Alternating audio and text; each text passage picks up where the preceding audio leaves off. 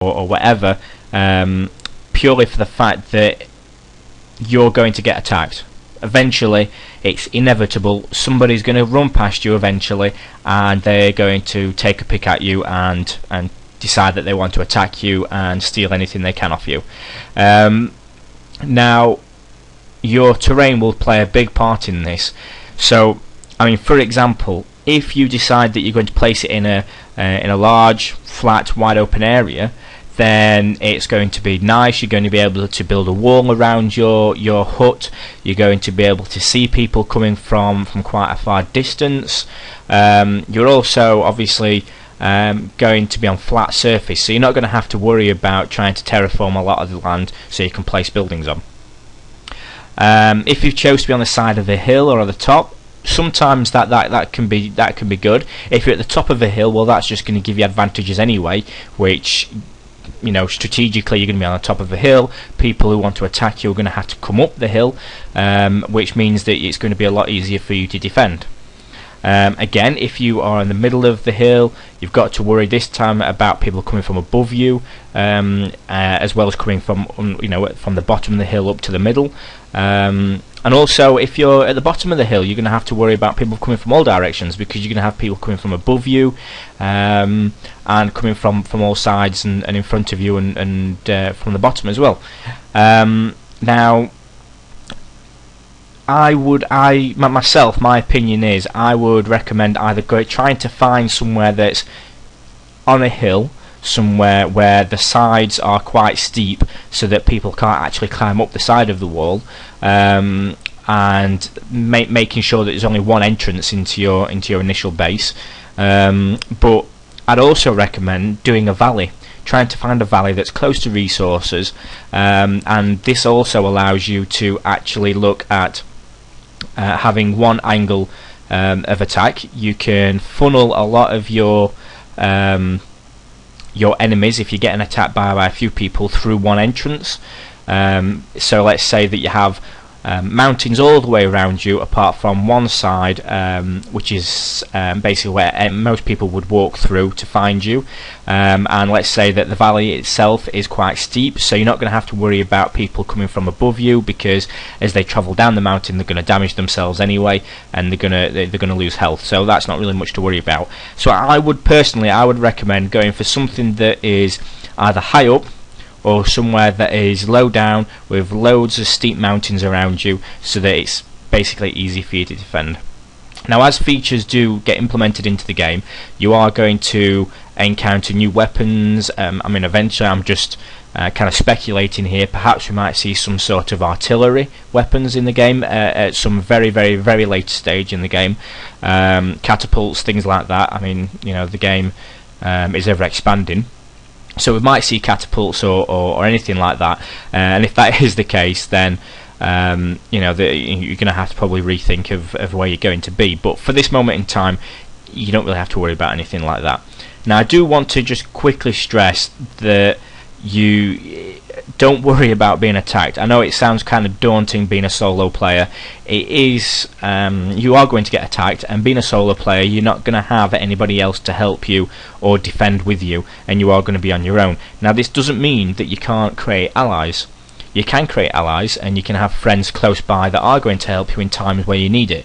And you can also do trade alliances. You can perhaps allow trades to go on, so you can trade with other tribes and so on and so forth. But I just want to stress, guys, that it is daunting being a solo player, but if you can do it, it's very good. You've got no one to answer to but yourself, and you can design your little area how you want it to be, with no interference from anybody else, which is one of the plus sides, really.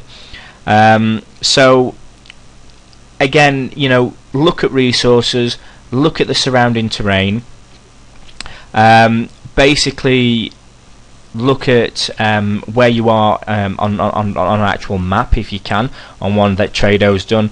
You can see roughly whereabouts you are. There is a grid map there, so you can kind of see roughly whereabouts you are in the world, so you know how far it is to other places. Now, if you're wanting to be a recluse and away from as many people as you can, then what I would suggest doing is finding your place and then going into the chat channel and putting in /s, that's /s for sugar, and put in there just a simple question, anybody here. Now that will put a message out to your grid that you're in and also the surrounding grids that are connected to your grid that you're in. Now what that means is that people in those grids will be able to see your message and hopefully they'll reply. If you do get a reply, then you know that there's people near and you may want to continue moving and finding somewhere else. However, if no one replies, then you might be quite safe. So therefore you don't really need to worry about moving anywhere else once you've decided that that's the place you want to be. So yeah, guys, that's basically everything with a solo player. I'm not going to go into how you know, how to go about doing it or anything like that. These are just my pointers on what I would suggest doing first off as soon as you enter into the game itself as a brand new player. So lastly, we're going to be looking at creating your own tribe. Now I'd just like to point out that obviously my other tutorials that I've done are or do include how to create a tribe, how to set up quests and things like that. This is basically not going to be this. This is going to be what you would need to do in order to create your own tribe. Okay, so pretty much everything I've said in the previous in the actual previous solo player guide that I've just done basically goes for actually doing your own tribe as well. I feel at this point in time for Xsyon the only factors that you need to really think of is those I've mentioned in the solo player section, your resources and your location and obviously surrounding terrain, where you're going to be, those kind of things. Other than that, when creating your own tribe, the other factor you do need to take into consideration is space. You're going to need a lot more space as a tribe than you are as a solo player, as you'll be having obviously a lot more than just you in the tribe. Hopefully you're not going to be a loner, and obviously a lot of space would help with this, purely for the fact that your members are going to want to create things and build things and things like that, so you're going to need to have a lot of space to be able to cater for that. So basically when you start a tribe, it would help a lot if you actually decide or think of or create a certain plan of how you're going to set out and lay out your tribe. Now I'm going to go through certain factors which I feel personally are useful when creating your tribe, what things to actually consider when doing the layout. But these are my opinions and these are what I feel I would do when creating a tribe, not necessarily what you need to worry about doing.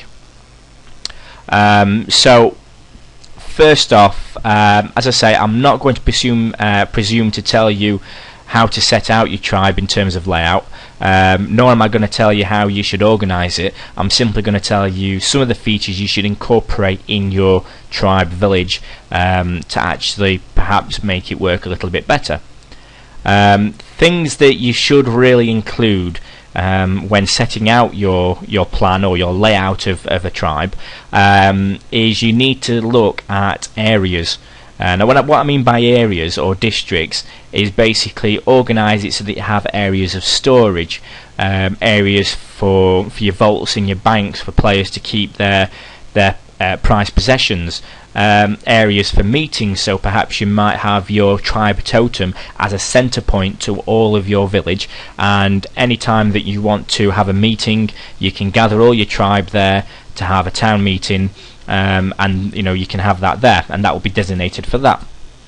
You also need to organise it so that you have living areas, so that you can not probably designate each individual person exactly where they're going to build, but you can say, hey newbie, welcome to our tribe. This is kind of how the things we work here, and this is the area to which you can build your home or house or upgrade your things. I mean, having these areas, it basically points out to new players and existing players that you're the tribe leader and you do not want everybody just creating buildings all over the place. You want some organisation, and I think that, you know, being able to have areas for these certain things will help an absolute ton. I mean, I can't stress it as enough. I mean, if I was going to create one, which I will be at some point in the future, then I would definitely have areas and districts, especially as it grows, because, you know, as a tribe grows in numbers, so does the amount of land you can actually use to build on. So you're going to need to have areas. In moving, you also need to be aware that just basically be aware of future features to be added to the game. So just a few off the top of my head that I believe are going to get implemented at some point. You need to be aware that carts, as in horse and carts, might be introduced. Some sort of carrying facility where you're being able to carry a few certain objects that you wouldn't normally be able to carry, or things like that. So carts is a big one, and as you can tame animals and have animals, and doing farming and agriculture and things like that, you need to take that into consideration, because the reason I say that is, for example, if you decide that you are going to have a village and all your buildings are compact and quite close together, then how is your cart going to get around your village? You're going to need to make sure that you leave roads inside your village that are wide enough, with no obstructions on either side, for things such as animals and carts to actually walk through, and be able to go through, because the last thing you want is to have to go through one side and find out you can't actually get in and go straight through the middle of the tribe, but instead you're going to have to go all the way around to get to where you're going, and you don't want to do that. So other than those, you are going to have to, as I've said, sort out road system. Now the easiest way really to mark out districts and things like that is two ways really. Have a website, or have a file transfer website where you can upload and share any drawings or any plans that you've laid out for members of your tribe to follow. And another way to actually draw out your plan with by actually in game is two ways really. You can use roads to mark out certain areas, so you can say this side of this road is for living space, this side is for anything else I decide to create. Also you can mark out with terraforming. You can possibly raise the land a little bit, or lower the land a little bit to mark out areas. So guys, really that is all I've got to say really with that. All I will say is that, you know, if you're stuck with anything, please message me on the forums. It's Saint Bob. Message me on YouTube, SaintBob001, or use the guides. They're there to help you, and that is /H for help, and they will help you out. So guys, thanks very much for listening. Hopefully I've helped a few people out there. I know I haven't showed you anything, but hopefully I've told you a few things that you possibly can note down and use for yourself. And I look forward to seeing you all in game. So for now, Saint Bob signing out.